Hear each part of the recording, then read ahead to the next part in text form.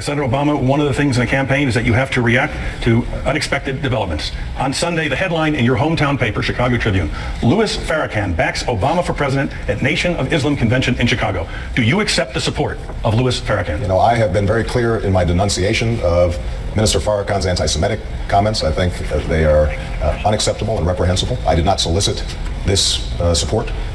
He expressed pride in an African American who seems to be bringing the country together.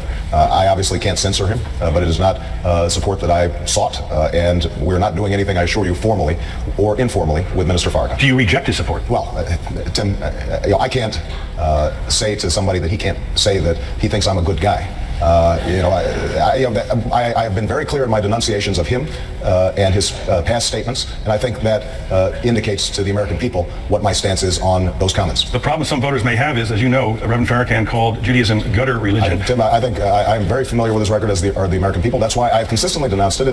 This is not something new. This is something that I live in Chicago. He lives in Chicago. I've been very clear in terms of me believing that what he has said is reprehensible and inappropriate, and I have consistently distanced myself from him. The title of one of your books, Audacity of Hope, you acknowledge you got from a sermon from Reverend Jeremiah Wright, the head of the Trinity United Church.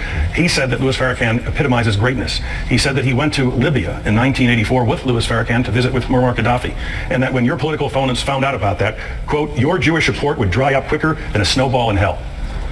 What do you do to assure Jewish Americans that whether it's Farrakhan support or the activities of Reverend Jeremiah Wright, your pastor, you are consistent with issues regarding Israel and not in any way suggesting that Farrakhan epitomizes greatness? Oh, Tim, I have some of the strongest support from the Jewish community in my hometown of Chicago and in this presidential campaign. And the reason is because I have been a stalwart friend of Israel's. I think they are one of our most important allies in the region, and I think that their security is sacrosanct, and that the United States is in a special relationship with them, as is true with my relationship with the Jewish community. And the reason that I have such strong support is because they know that not only would I not tolerate anti-Semitism in any form, but also because of the fact that what I want to do is rebuild what I consider to be a historic relationship between the African American community and the Jewish community. I would not be sitting here were it not for a whole host of Jewish Americans who supported the civil rights movement and helped to ensure that justice was served in the South. And that coalition has frayed over time around a whole host of issues. And part of my task in this process is making sure that those lines of communication and understanding are reopened.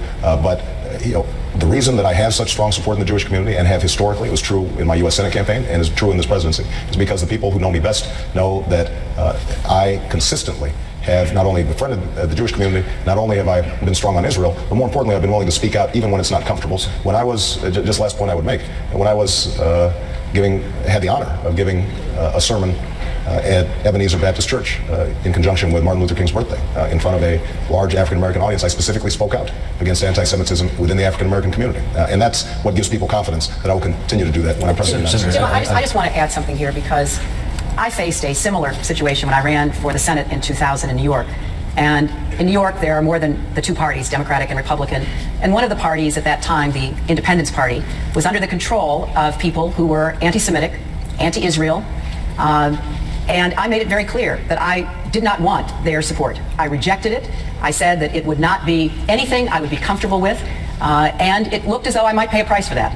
But I would not be associated with people who said such inflammatory and untrue charges against either Israel or Jewish people in our country. And I was willing to take that stand, and fortunately the people of New York supported me and I won, but at the time I thought it was more important to stand on principle and to reject the kind of conditions that went with support like that. Are you suggesting Senator Obama's not standing on principle? No, I'm just saying that you asked specifically if he would reject it, and there's a difference between denouncing and rejecting, and I think when it comes to this sort of inflammatory, I have no doubt that everything that Barack just said is absolutely sincere, but I just think we've got to be even stronger. We cannot let anyone in any way say these things because of the implications that they have, which can be so far-reaching. Tim, I have to say, I don't see a difference between denouncing and rejecting. There's no formal offer of help from Minister Farrakhan that would involve me rejecting it. But if the word reject, Senator Clinton feels is stronger than the word denounce, then I'm happy to concede the point. And I would reject and denounce. Good. Okay. Excellent.